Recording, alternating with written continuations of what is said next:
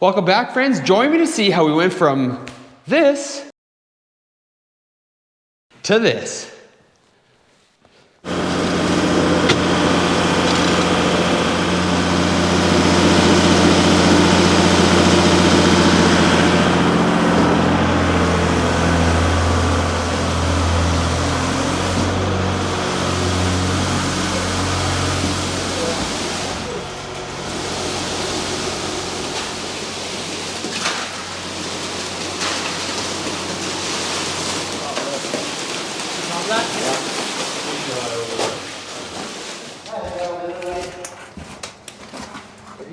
That'll do it, he said. That'll do it. Yep, you can take that bucket home.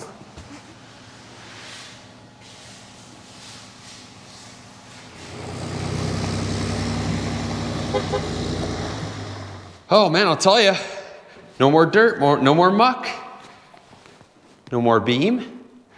Now I left the beam in place while we were doing the concrete because there's a lot of hustle and bustle.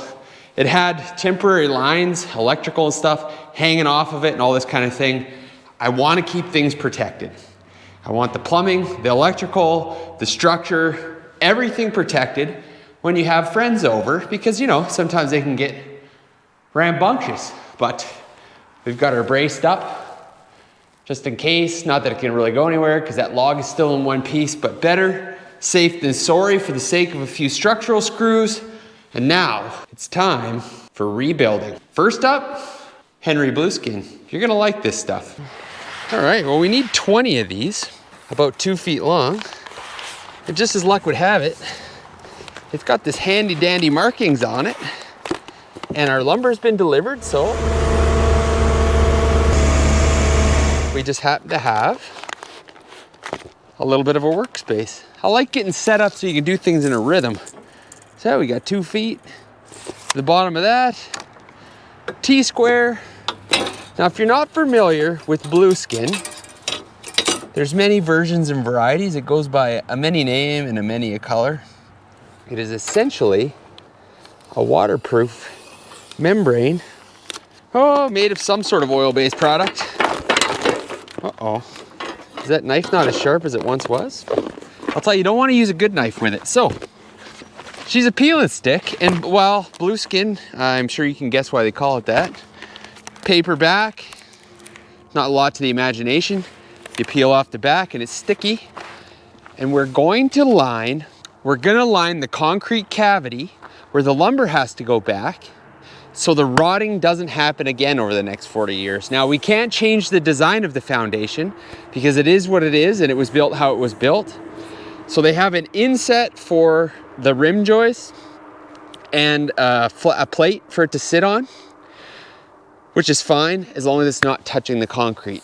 We all know these days that the pressure treat lumber isn't what it once was. So this Blueskin will create 100% waterproof barrier between the concrete and the wood. So there's absolutely no chance of water penetration back into that wood.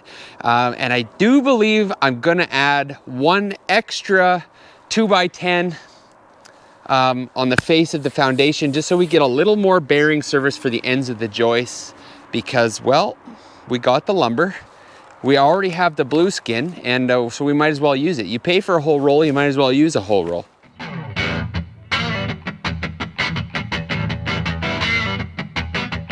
Open up this primer and show you what it looks like. Now, from past experience, the lid of this primer is usually quite pleasant. Yeah, see? Isn't that a nice color? Now, you get that primer right in here. Don't be shy with it. It's thin like water, so you want to keep that in mind with how far away your bucket is. And just get it right in everything. This is going to make or break your Blueskin experience. I pretty much guarantee you of that. I think we might switch to a roller. The brush is good for the corners, but we want to keep this a speedy operation. And you don't have to worry about it drying out on you, because the beauty of the primer in this fashion is it is meant to be completely dry. You let it completely dry before you try and adhere the membrane to it. And yeah, so you're not worried about rushing. It does dry. Now use old stuff, old rollers and, whoa, ooh, that really came out. Old roller cages, paint brushes, all this kind of stuff, because whatever you use this on, that will be the end of it. You're not getting your paintbrush back. You're not getting your paint roller back. She's a one-shot deal. I just have it sitting on one of the pieces of blue skin upside down, because you peel that cardboard backer off and or the paper backer off, and away you go. So now we'll be cooking with gas.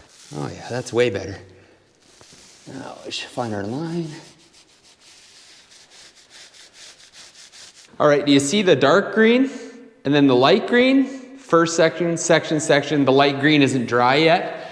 You don't want to paint over what you've already coated. So once it goes dark green, don't put more on it, because then you got to let it cure for a whole day. So it's good to go again, or it will just stay wet. Once you put another coat on what you've already coated, it has a tendency to stay wet for longer. So I just do it in sections as I go. Just gonna go chunk, and then just kind of do what you think you can cover with the skin in a day. So you can see how this was originally, they formed it this way. In the original construction, this is an 8-inch thick foundation wall. There's a 2x4 plate that was on here, and then a 2x10 rim joist. And that was done right when the concrete was poured. There's hundreds of nails that were shot into these boards through the board, so they stuck out the other side. And then the concrete was poured around everything, so the concrete gripped those nails and it just kind of held everything in place. And then they built their floor deck on top of that. Problem, rot, right? So we can't change the concrete, right? We can't put this back, but we can make it so moisture is a thing of the past. All right, friends, this is where the rubber meets the road. I put a practice piece up, just to not embarrass myself, hopefully.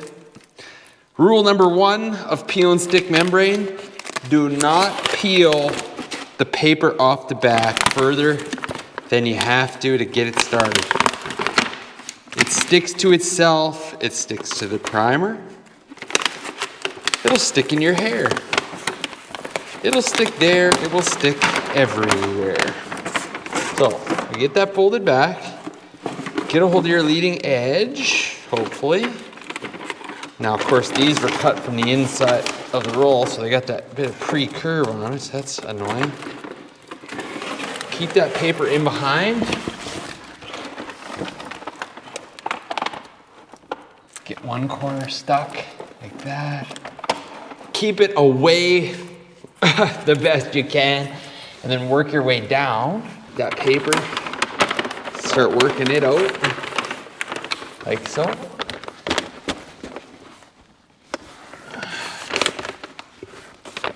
I want to work it down evenly, because in this case, we've got to work into that step. And that is where you want it to fit real tight, or it'll try and bridge the gap, and we'll have struggles with our lumber. Well, just the tip of your finger is enough. Just to find that edge. There, and now we're on the downhill run. Same thing though, don't get carried away pulling the paper up, because it'll get away on you.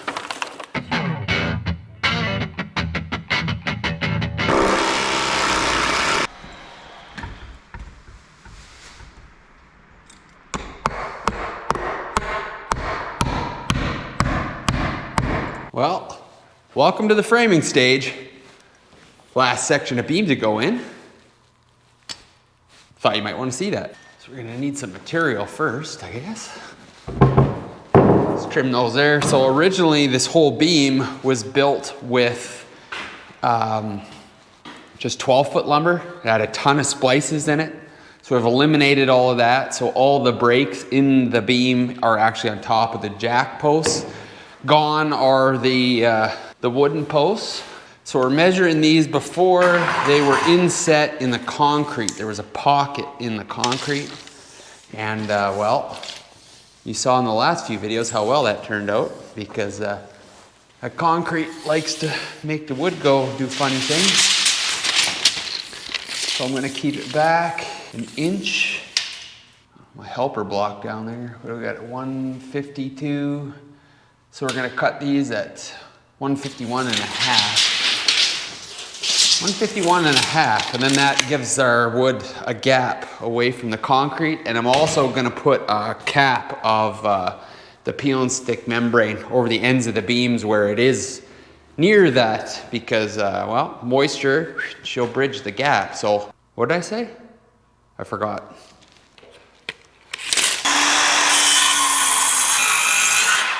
First things first, mark the crown.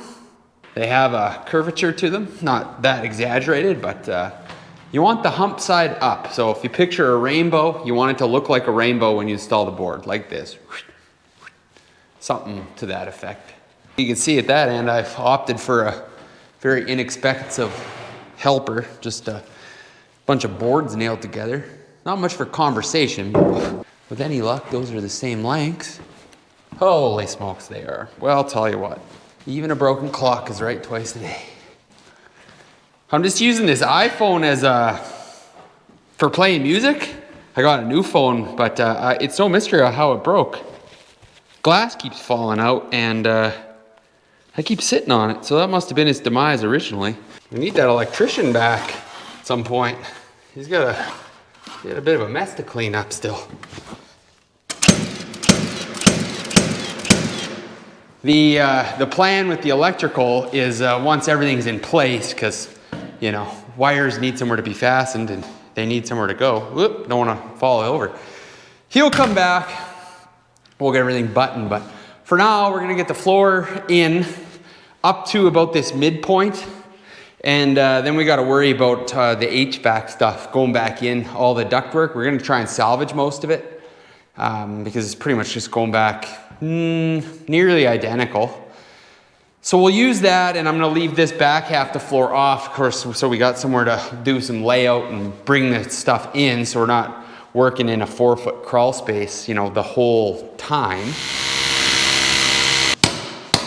You can see what we're going for here. So because this old plywood's dipped down a bit, we gotta just get it started and then wedge it. Oh Christ, jeez, they'll let anybody in here.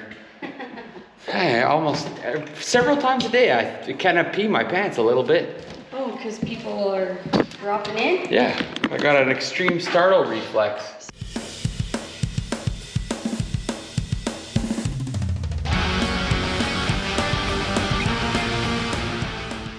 Do, it's a new day. Look at this, upward and onward. I don't remember where I left off. Probably something to do with that beautiful new rim joist. Let's go have a peek at that. Quick update. At the very least, it might not make the cut, but when I go to edit the video, then I'll know what the heck was going on. We have the beautiful pressure treat protected board. We've got our extra ledger on there for, look at all this real estate. You can park a truck on there. That is anchor bolted into the concrete and insulated. I think I saved you the trouble of watching me put up insulation. It wasn't crazy exciting. We're short a few sheets in the corners, then all the gaps, we get ourselves a couple cans of nice spray foam, fill the gaps. We're gonna fill this right here, this transition, because of course this insulation is sticking out further than it used to. So we want to fill those gaps. In between the floor joists, we'll get insulated with just, you know, your classic Roxol moisture and rodent bug resistant insulation. That's where we're at that point. So we're pretty much cleaned up. Look at how gorgeous this is looking. We got some stray wires and stuff over there, but without the joist to attach them to, they're gonna stay where they're at. I thought we were putting up ductwork. My memory was not 100% on. The return air duct actually was on this side of the beam, which is no big deal. I was leaving as much open as possible so it was easy to get around, and you know, we're not on our hands and knees, but we're gonna have to put up this side of the floor joist because, well, I don't have enough sky hooks to hang all that ductwork off of nothing. So we're gonna come out to about here, just past those plumbing pipes. And well, that's kind of the gist of it. Upward and onward. Framing.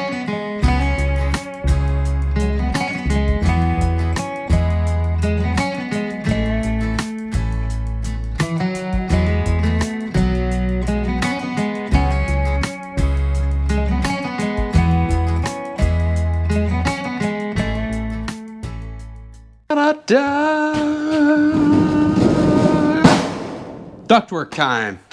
Look at this. Look at this. That is flashy tape. So the way the ductwork is held together is with two different styles of what they call cleats, which I have over here. This is fresh in my mind because I just got a refresher on it just the other night. Because, well, a guy doesn't do this kind of stuff all the time, but it's very simple. You have your S cleat. Why is it called that? That probably doesn't follow. It's in the shape of an S. And then you have what they call a drive cleat. Now the S cleat is for the tops and bottoms of the rectangular duct, and the drive cleat is for the sides. So when you get your ductwork, all the sides are going to be straight. You're going to need yourself what they call a bar folder. It has a 1 inch and a 3/8 side. You take the 3/8 side, slip her over till it bottoms out, and then you just simply bend it all the way back on itself, like that. And what that's gonna do is give you that lip, like that.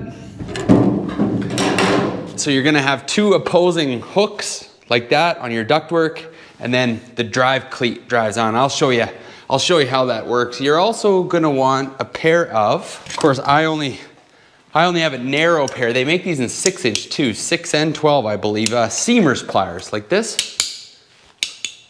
And because you just need to kind of flatten that area out where that drive cleat's gonna go, so it sucks it real tight. When you drive that cleat on it, it'll just whoop, suck those right together.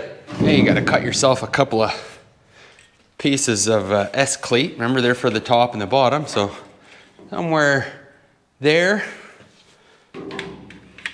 You don't need extra. Cut that. So essentially, you just want them to be a little bit narrower than the top of the ducts. So when you slip them on, don't get it upside down. You slip her on like this. And then when you put your drive cleats on, this is an 8-inch duct. So you're gonna cut like a 10-inch drive cleat, so you have an extra inch or so on each end, and that's gonna roll over and sandwich the S cleat and kind of lock everything together. So, you know, if you get set up, you can just go ahead and pre-cut a bunch of the cleats, because this is all 8-inch duct, so all the drive cleats can be the same length. Well, for better or for worse, we're gonna do it like this. We have the real estate, and man, I'll tell you, I'm not looking forward to all the hands and knees work I gotta do in that crawl space with this stuff. So the less we gotta do, the better. One side in, tip her back. There we go. The drive cleat is just simply a piece of metal with two edges folded in on itself. Cuts that easy. And then you don't really have to fold these ends back open, because the cleat just drives on from one side, like so. And well, as the name would imply, drive cleat. Oh, I got a real appropriate hammer, cat's paw. That's the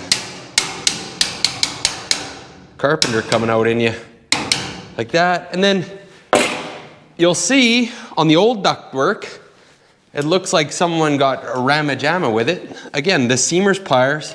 And what I'm gonna do is, you just, where you want the bend to start, is just go ahead and break that edge. That way you get a nice clean bend, I think, instead of just beating on it. You can just beat on it, beat them over, but it doesn't look as good.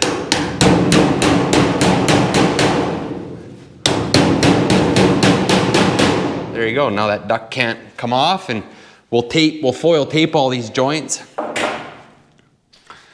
Now, you can use the foil tape, or you can use a product, it's called Duct Seal, D-U-C-T, not duck, quack, quack. duct. And yeah, it's messy. The tape is not messy. It's super sticky, lasts forever. This is an actual metal foil tape, okay? The difference? Well, I'll show you the difference. We'll turn you around. This is appropriate material for ducting, mechanical HVAC stuff. It is an actual, oh man, if you could get it open. That's the only downside. You gotta have a bit of luck. Tear that again. You gotta have a bit of luck to get the sticky, the paper off. Ugh. Come on, not when the camera's watching. There, see? Foil, that's actual metal foil tape. Now, you're gonna see in a lot of old homes, you're doing renos and stuff, actual duct tape, the gray stuff, that is not the appropriate material, and I will show you why. Ooh, pulling too hard there. Never was duct tape intended for use on duct work. As it dries out, falls apart, and it does this. So this was an older version of duct tape. But see how dry? I mean, this stuff's on here pretty good. But see how dry? And a lot of this stuff I took apart was just falling apart. It's not sticky anymore. That's not ideal. So the metal foil tape is what you want to get into, like this. It's gonna be there forever. It's gonna seal up all of our joints here nicely to keep airflow going where it's supposed to go. Because if you don't seal this stuff up, well, what's the point? There's no point. It just willy-nilly, you have air loss everywhere.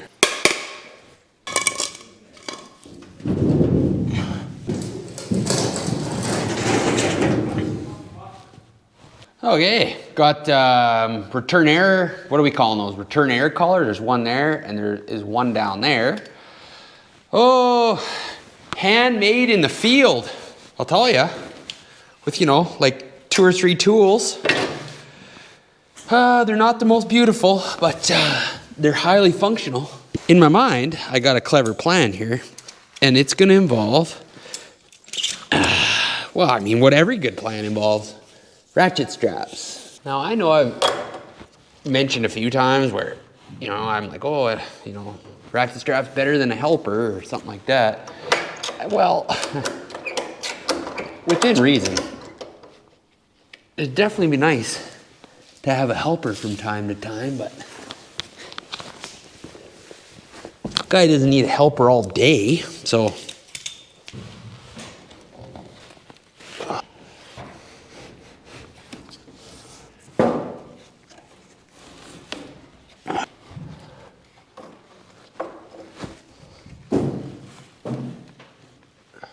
Would you look at all that floor? It's starting to look a lot different in here. And look at this. Ductwork. Somebody did a nice job. Do. So the ductwork got cut a little bit short. Short a couple of odds and sods. Gonna add one more run in the crawl space. Down in the crawl space to heat the crawl space. Just right at the end here on towards the outside wall. A little spot framed in this, what's gonna be an office for one more heat vent in here. And that should get us all dialed together. The beeping of Bluetooth in my ear is wildly distracting. So I'm just running a chalk line down, center span of the joist. We're gonna run a row of blocking on each side of the building, and we're probably gonna run a row of blocking down the center on top of the beam, just to make sure that those joists don't get any of this action, which once they're sheeted, I know what you're saying, where are they gonna go? But we have a lot of blocking material at our disposal from the old joists that had the rotten ends that got tore out of here. So that'll use up some of that. And well, I think it's not a bad idea. The customer thinks it's a great idea. So, I mean, you can't go wrong. You can't overbuild something. I've never built something out of wood and go, man, I wish I wouldn't have used so many nails. You know, like, yeah, it's better to give her.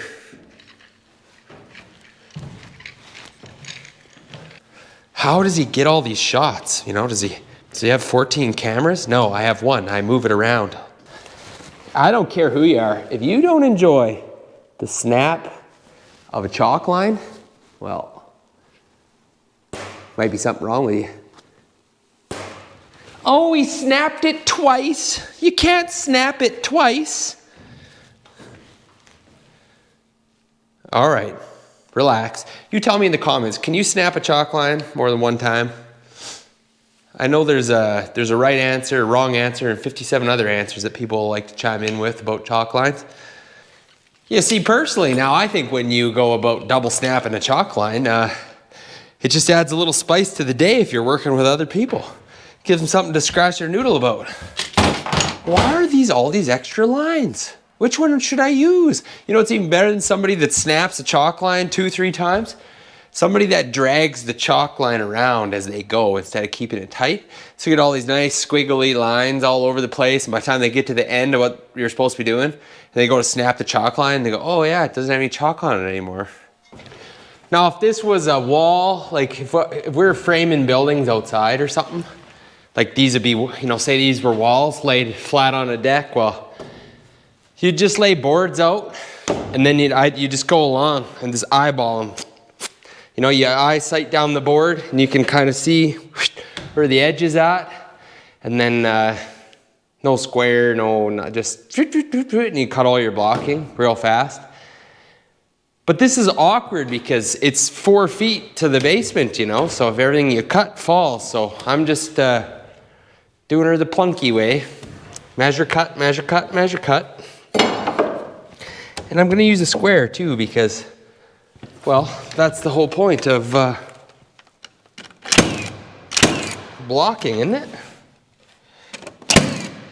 Well, not the point of blocking, but the point of carpentry, isn't it?